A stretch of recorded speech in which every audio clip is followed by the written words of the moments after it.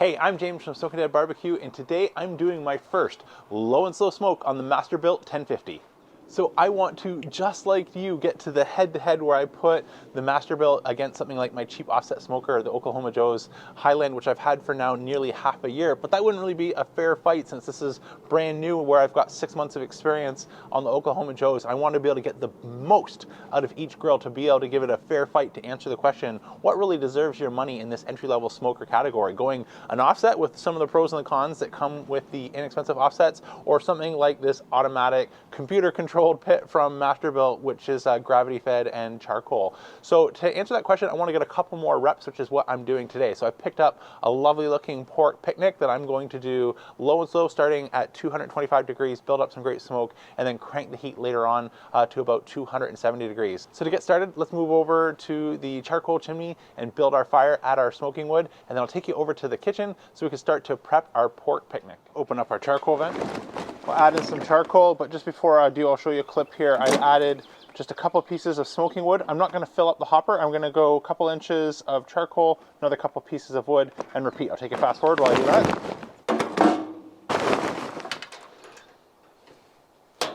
Place our fire starter in the tray here, sitting right below all that charcoal and smoking wood that we just added.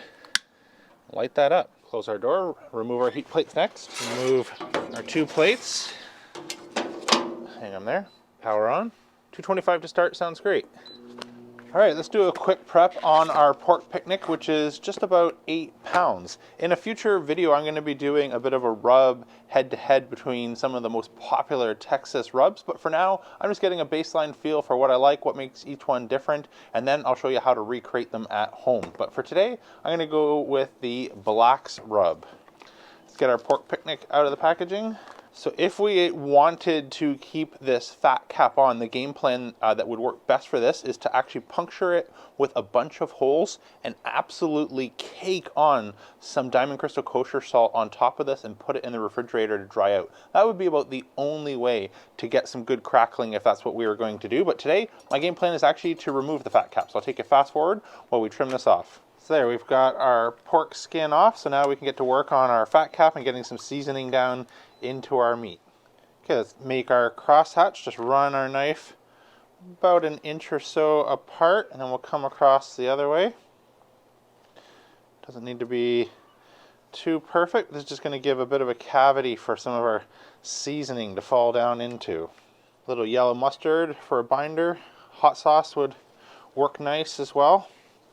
You can't go wrong with mustard on pork. Just a little bit for our rub to adhere to. That's all we need. Okay, let's add our rub.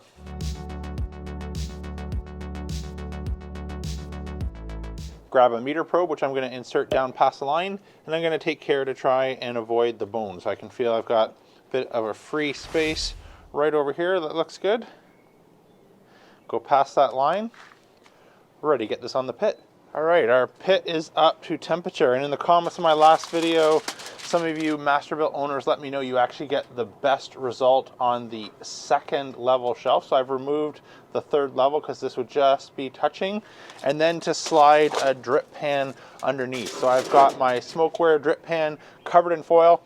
I forgot to do that last time on my Connected Joe video. I didn't cover this in foil, and it took me forever to get it clean. So I've taken the extra 2 seconds this time to make sure that I have some foil on that, which will make cleaning it much, much easier. Let's close this up. Gonna let this run for an hour or 2, and then we'll bump the temperature up to 270. So part of the appeal of these style of grills, or at least not to me, but to many, is the completely hands-off nature. And I will repeat here my bias. I like going at things my own. So this is not the ideal, perfect grill solution for me, and after we do some tests, the plan is to send it to a new home. But I know many of you say that you're really interested and don't want to tend to your fire all day, and products like the Masterbuilt Gravity 1050 are among the things that you are considering. So I want to try and represent it the best I can. My bias aside that I don't like Wi-Fi and wires between me and barbecue, but to give it a fair shake, I'm going to try and just run this the way that it's advertised and meant to be run, which is low-key, hands off and control things with my app. So I'm going to give it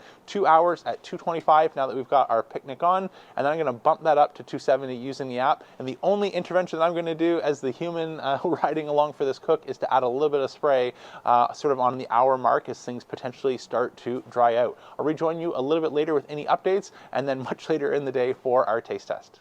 Well, welcome to later. Much later. Our relatively small pork picnic roast took just over 12 hours to be finished. So this has gone well beyond dinner time. And so there's kind of two key observations. Before we even get into our taste test, our picnic roast is still sitting here, as I would say you can see, but it's in complete darkness, so I'm not sure if you can see it.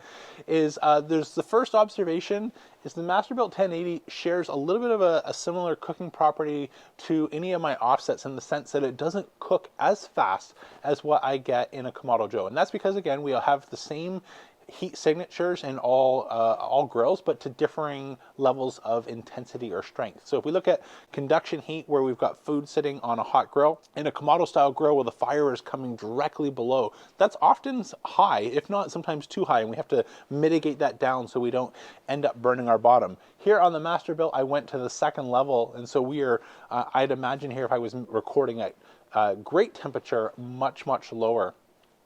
The second heat signature that we have is our conduction air and hot air moving through, and I think here I have an aeronometer to measure this in a future video and compare a couple of my other grills in terms of how much air and volume of air is being circulated throughout the grill. But I think with the fan moving constantly, that's going to be relatively high.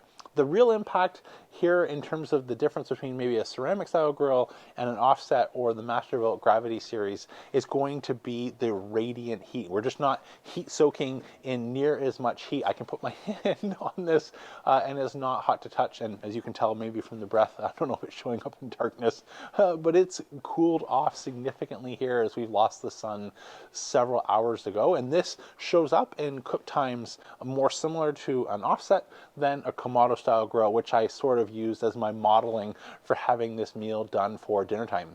Since it wasn't done anywhere near dinner time, I did discover maybe a hidden benefit of these app-controlled grills, which, again, self-admittedly, I'm normally not a huge fan of, but today it came in handy. Since it was nowhere being done around dinner time, we just left it on its own, went out, enjoyed dinner, had some drinks with company, and when I started to see on the meter app that the pulled pork was getting close to where I want it to be for finishing, I was able to remotely connect to the grill, quickly turn it down to 150 degrees Fahrenheit, and turn this into my holding oven. And so this has been hanging out now for the past 2 hours at 150 degrees, which is allowing our pork picnic shoulder to rest nice and gradually at 150 degrees, keep it a food safe temperature without continuing to carry over cook it. So if that's worked as well as I hope it has, we should still have some delicious pulled pork, even though I'm going to be enjoying it tomorrow for lunch and dinner more so than today for dinner. Let me get it out into a foil pan. I'll meet you over in the kitchen where there's a little bit more light. We can shred it up and do our taste test. So this has been held now for almost 2 hours, just about 2 hours. Let's see if we are still very happy with that food temperature. So we're still sitting around 180 degrees after I dialed the grill down to 150 degrees Fahrenheit. So I think that's going to be good. I'll take it fast forward. I'll shred some of this up. Rejoin you in a second for our taste test. Oh, it looks good. Bone comes out absolutely perfect. Doesn't get much better than that. So it pulled fantastic. It looks fantastic. Let's see how it does on the taste. Get a piece here. Got my eye on this one. Looks really, came with a bonus piece attached. Let's dig in and see how we did. Oh, good. Well, that is too bad I didn't get this for dinner today. That is really good. So a couple things that we're noticing. Just like I did with the brisket and the Goldie's rub, I'm noticing a difference here just in terms of the salt content with the black rub, which is about, again, that 10 to 15% bit more perceptible salt than what I would add to my rubs. A little bit more salt forward. So I think, again, the difference here is that most of these rubs, as I read in the ingredients, are using more of a table salt as their base versus what I often use. A majority of my salt comes from Diamond Crystal Kosher salt, which is sort of the less salty salt, if you will, in the spectrum of saltiness. So I'm able to So I'm definitely able to perceive a little bit more salt forward on the bark pieces, but it's really nice once you get into the protein itself. So maybe it's actually getting a little bit aggressive on the bark for my personal taste, but much actually better, but much better or more enjoyable on the protein itself. So when this all mixes together like you get on a pulled pork, I actually think I'm going to take some notes from that and maybe bump up my salt content a little bit if I can sort of manage that bark being just a little bit too salty. In terms of smoke, this is clean smoke, but it's mild smoke. And so does this compare to an offset for smoke? You know, I'll have to do it side by side, especially with the Oklahoma Joes. This is a kind of an unusual combination of smoke. Since we're using charcoal with those wood chunks, this is coming on the light side of smoke. So maybe I'm looking for a little bit more, but in terms of smoke purity and cleanliness, it doesn't get any better than that. There's no dirty smoke here. This is just a little bit more like a pellet grill in terms of its smoke profile. So when I've been spoiled and have some amazing offset cooks recently, this is maybe lacking a little bit on smoke. So I'm going to maybe work on trying to dial that up a little bit higher, especially if I'm going to be putting it head to head to any of my offsets, even the Oklahoma Joes. But for cleanliness of smoke, you know, that's a 10 out of 10. I don't think you could turn out bad smoke on this grill. If anything, the challenge is going to be trying to get a little bit more smoke. Let me know what you'd like to see in those head-to-heads down in the comments. I'll be sure to check that out and add that to my spring content calendar. Meanwhile, I'm going to get this in the refrigerator and get it ready for tomorrow. I've got a bunch of leftovers and some great meal ideas with that. That's it for today, though. I'm James from Smokin' Dad Barbecue signing off. And remember, don't be afraid to fire it up. You want some? You're sitting right here. Good girl. Good girl. Good girl.